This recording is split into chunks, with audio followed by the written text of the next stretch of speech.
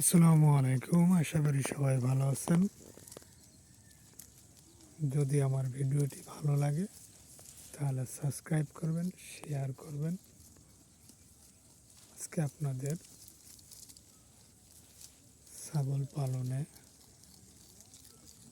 কতটা লাভ আর কত ক্ষতি, কি করলে আপনার ছাগল সুস্থ থাকবে, আমি বলবো আপনি যদি ছাগল ক্রয় করেন তাহলে আপনি ছাগল ক্রয় করবেন। যদি খামার করতে চান তাহলে হয়তো কোনো খামার থেকে ক্রয় করবেন, নয় কোনো বাড়ির থেকে ক্রয় করবেন। তাহলে আপনার ছাগলটা অনেকটাই সুস্থ থাকবে। আর যদি আপনি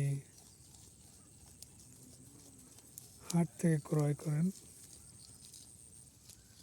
তাহলে হয়তো অসুস্থ ছাগল আসতে পারে। এরকমও করে মানুষ যে বাড়ি অসুস্থ হলে 2-1 দিনের জন্য সুস্থ বানায় হাটে বিক্রি করতে নিয়ে আসে। এরকমও হয়, দেখা যাচ্ছে বাড়ি আসলেই অসুস্থ হয়ে যায়। যদি আপনি ছাগলটা কোনো খামার থেকে ক্রয় করতে পারেন তাহলে আপনার সুবিধা হবে। তাহলে ছাগলগুলো ভ্যাকসিন করা থাকবে, ছাগলগুলো সুস্থ থাকবে। তাই আমি বলবো আপনারা হাট থেকে না ক্রয় করে কোনো খামার থেকে ক্রয় করলে ভালো হবে। আমার মতে কোনো খামার থেকে ক্রয় করা ভালো। যারা খামার করবেন তাহলে ওই জায়গায় আপনি ভ্যাকসিন করা থাকবে ছাগলগুলো।